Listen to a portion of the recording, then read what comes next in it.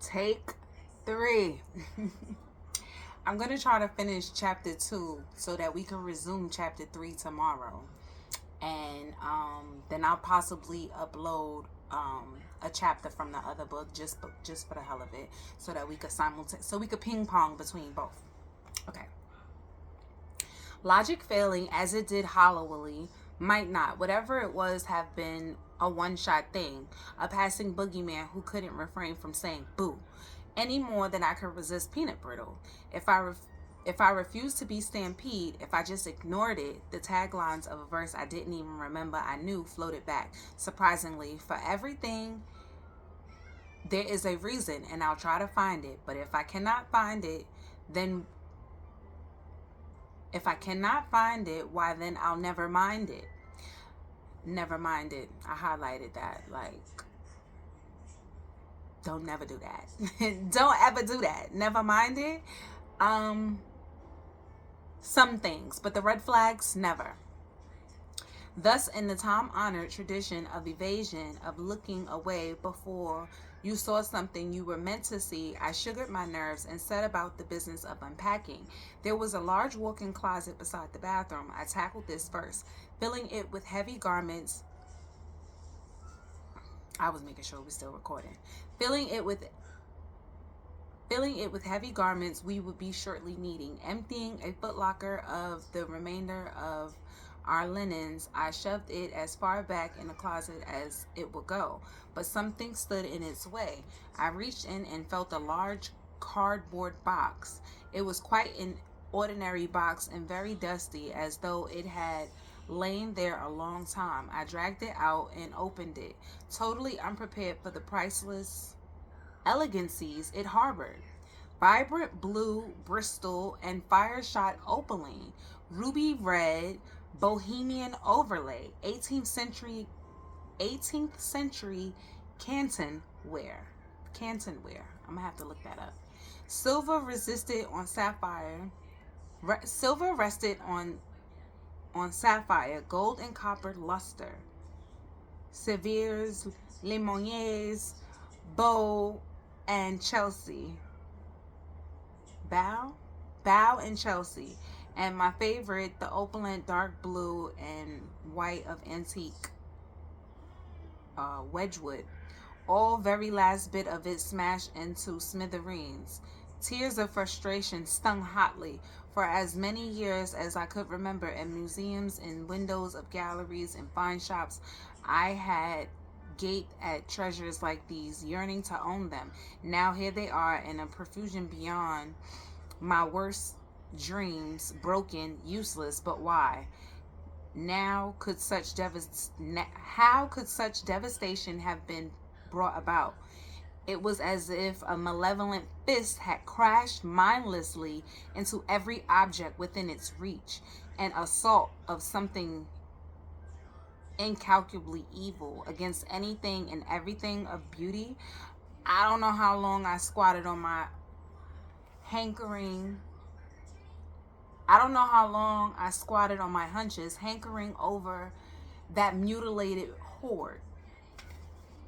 With the coming of dusk, shadows had shifted into this small connecting passage and were thickly about me. Still, I made no move. Immobilized in a state of foreboding, I explored a new and certain knowledge. These things were broken because they had been thrown at something or someone. With the sound of Fred's footsteps coming up the last steep flight of stairs, I shoved the box as far back into the closet as I could get it and slammed the door on it as if it were a thing alive.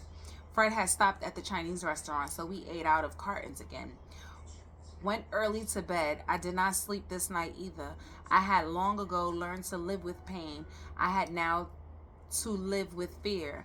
During the daylight hours, with the sun streaming into the tower room and the aromatic scents of earth and browning leaves drifting up from the garden, I was able to turn my thoughts from the dark corners gathering in them. As I plunged into the task of making a home out of shambles, I found that my decorating instinct had been right about the apartment. Day by day, I saw its character and long buried charm emerge from the cocoon of neglect.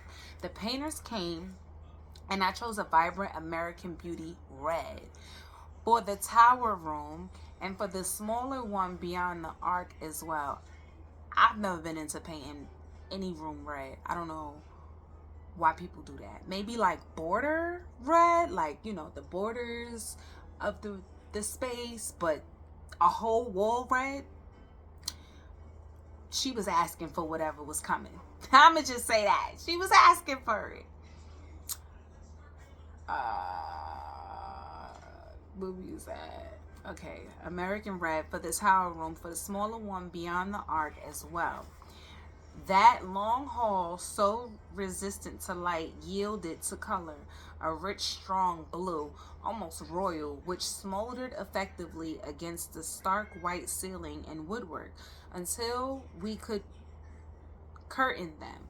I put our old half shutters at the windows, and when we moved one of the clothes, and when we moved one,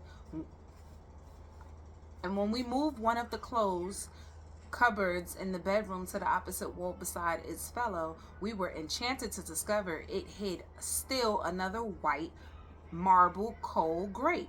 My mini grand slid into place across from the armoire. Our books came out of their cartons, and our collection of antique soldier prints from the French Empire period, from Germany, Australia, Italy, Poland, Russia, and Russia began their gay parade from over the mantle in the tower room, through the arc and down the hall, rank upon rank, to the front door. Each twilight, I lit the fireplace, turned the crystal globe lamps on low, and the stereo on high to drown out fear. I had almost forgotten what it was that I was afraid of when I began hearing footsteps. At first, I wasn't quite sure what it was I heard. Someone coming stealthily up the stairway. I would wait, every nerve and muscle taut with expectancy. But no one ever came, except, of course, our next door neighbors, with whom we shared the top floor. And there was nothing stealthy about their comings and goings. With or without Darius, their huge boxer dog, or else there would be the sound of movement in the apartment, not loud but clearly audible. Penny heard it too. She took to dashing into the long hall where I would find her, braced rigidly, just staring into blank space. Is there really such a thing as blank space? It was unsettling, and I had the distinct impression as I went about the humdrum of living that someone besides me was similarly engaged. Someone I couldn't see. The jolt that sent my nerves rattling out of control again came in the small hours of a Sunday morning. This time I had been asleep. It was Penny's warning growl ensuing from the basket beside the recliner, that brought me awake. There were footsteps coming down the hall. They came slowly with an almost hesitant gait, as through infirm or very tired. I waited, holding alarm in check with logic. It was Fred on his way to the bathroom. It had to be Fred. But why did his footsteps stop suddenly at the threshold of my room when the bathroom lay beyond? Since there was no door to my room, why didn't I see him standing there? Honey, I whispered into the dark. That you? There was no answer. I snapped on my lamp. The hands of my bedside clock stood at 5. I waited for Fred to appear. Hold on.